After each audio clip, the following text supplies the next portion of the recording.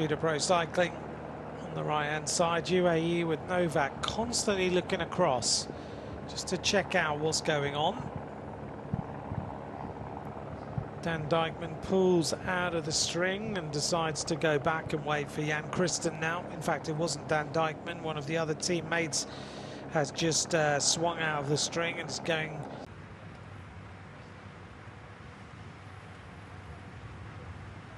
Jan Christen moving up on the outsides.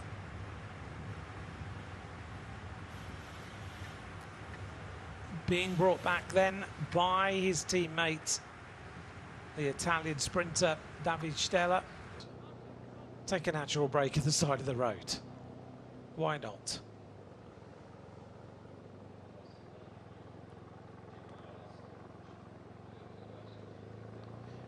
I was just about to say, we haven't decided to pull off the chase a little bit, quieten things down and let these two riders ride in the front. So it's a bit of a game of cat and mouse right now. But we saw at the beginning of the season last year the return of Pidcock from being a rider who'd won stage on Alpe d'Huez, had given us victories in Strade Bianche, been Olympic mountain bike champion, where you just saw him with a smile on his face. And ultimately, look at his performance in La Vuelta at the end of the season, which was another emotional one, where he realised just what he had in those legs when he was in an environment he was happy in. It's not to say Ineos is an unhappy environment, it's not, but it just didn't suit him. He just wasn't getting the ability to race the way he wanted to. It doesn't suit all teams.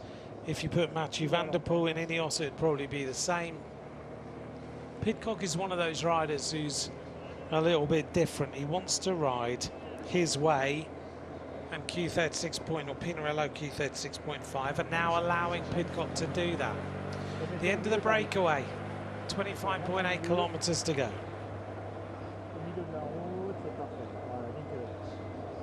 It's been a long time in the lead for those two riders. They've secured the orange jersey with their teamwork. Now the peloton is heading towards the bonus sprint. 3, 2 and 1 bonus seconds on offer.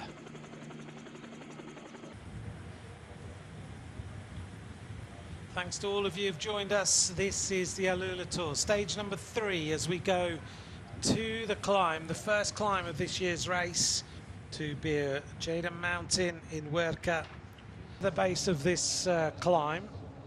And now look at the speed.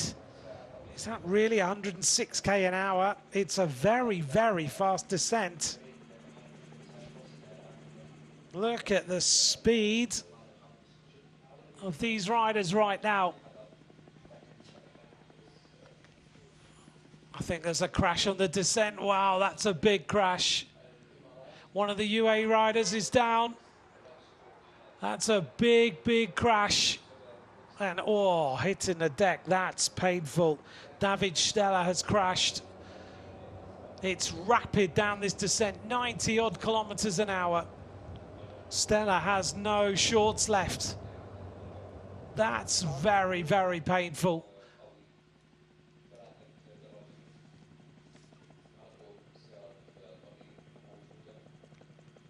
And another rider, a Total rider down. Oh, David Stella has literally no, he's not carrying on now. He's got no kit left.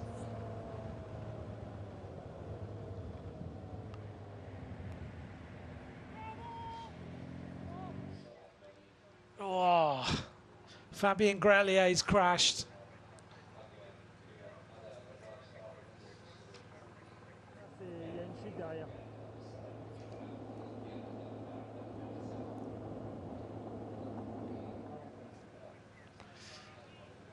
And a crash here also for Lawrence Rex. He's down.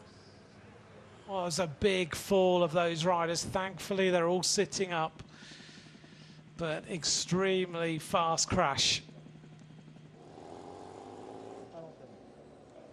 Well, they're at the bottom of the descent now. And just to confirm, it wasn't on the right-hand side. This is not easy at all. This is the Cofidis train, led by Jamie Meehan. Behind him is Zamparini, who was 8th overall at 24 seconds.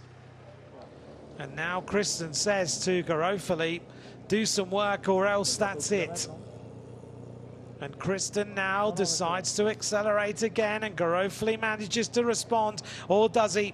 No, he doesn't. Jan Kristen now starts his assault on trying to win this race. The race favourite, 2 crashes on day number 1, 1 kilometre to go, and finally he gets rid of his companion. Checks over his shoulder. Well, the race so far has not gone his way, but now he is showing just how strong he is. But everybody else sprinting across the road, it's such a hard finish. And that's because of the wind more than anything else. It's only an 8% gradient. Has he gone too early? There's still some fight in this peloton. 9%. Kristen keeping the power on. Looking back, there's still 2 riders coming across. Just trying to see who that is right now. Is that Eulalio? He's being tracked by another UAE rider. Now that should be Kevin Vermarker from that helicopter shot. Just trying to see who it is. And they're going to catch Kristen, you know. That's a big move.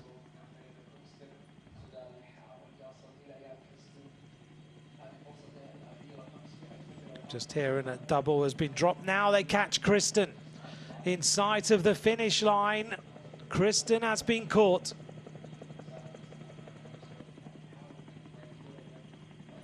And now they're going to attack Kristen as well.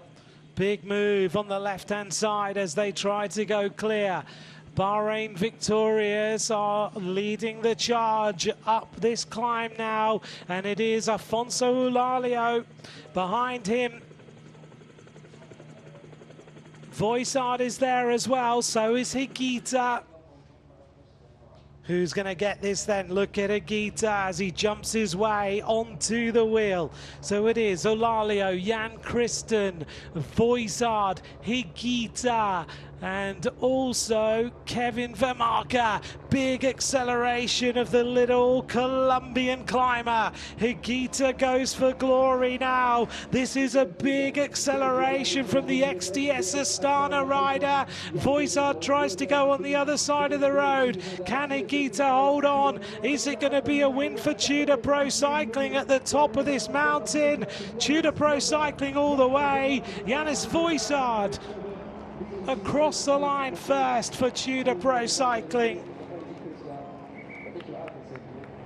Well, that's unexpected. They rode all day. What a victory. Yanis Voisard across the line ahead. The Swiss rider takes the victory. That's a massive scalp. They played that to perfection. Follows them across the road. Higuita goes on the left-hand side as we look. Voisard is almost blocked at this moment. Sees Higuita go. Playing chess right now. As Eulalio jumps across to the wheel of Higuita, who went just that little bit too early. Normally you'd expect someone like Higuita to go all the way to the line. But look at Voisard. In the saddle, just tried to stay as low as possible and takes a massive win.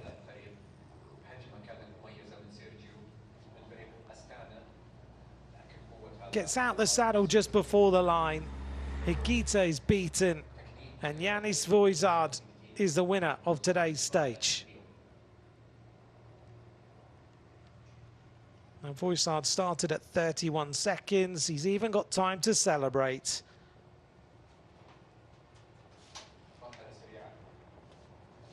Here's the helicopter shot. Higuita goes on the right-hand side of the road. Eulalio jumps on. Voisard looks fantastic as he just follows Eulalio all the way to the line, basically, and then he kicks, gets out the saddle, sits down again, still has power. Higuita dying in this headwind, and Voisard made it look easy in the end. Eulalio second.